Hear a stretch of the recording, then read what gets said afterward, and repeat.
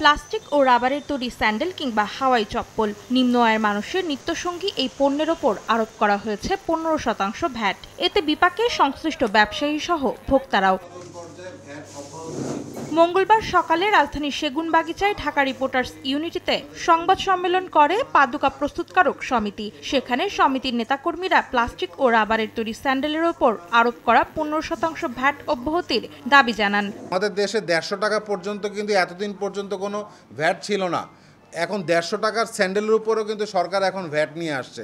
এর ফলে কিন্তু সবার উপরে একটা নেতিবাচক একটা প্রভাব পড়বে। আমাদের যে ভ্যাট অব্যাহতির সুবিধা ছিল, এই সুবিধা যেন আবার বহাল রাখা হয়। দাবির পক্ষে তাদের যুক্তি, ভ্যাট আদায় করায় ছোট ছোট কারখানা বন্ধ হয়ে যাচ্ছে, কারণ এতে বাড়ছে উৎপাদন খরচ। কর্মসংস্থানেও নেতিবাচক প্রভাব পড়ছে বলে জানান তারা। যারা এই ছেঁড়া ফাটা জুতাগুলো সংগ্রহ করতেছে, সেখান থেকে নিয়ে জুতা প্রস্তুত করা পর্যন্ত, ভোক্তার কাছে পৌঁছানো পর্যন্ত লক্ষ লক্ষ লোক এর সাথে জড়িত। 150 টাকা পর্যন্ত আমাদের একটা হাইস্ট প্রাইস, কিন্তু এর মধ্যে যদি সরকার আমাদের উপরে ভ্যাট বসায় দেয়, তাহলে এই গরিব শ্রেণী যারা আছেন তারা তো এটা আর পড়তে পারবে না।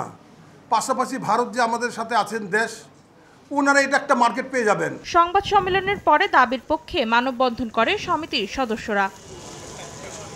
2016 সালে প্লাস্টিক ও রাবারের তৈরি স্যান্ডেলের ওপর ভ্যাট অব্যাহতি দেওয়া হয়, যা চলতি বছরের জানুয়ারিতে প্রত্যাহার করা হয়। আগামী অর্থবছরের প্রস্তাবিত বাজেটেও তা বহাল রাখার কথা জানানো হয়েছে।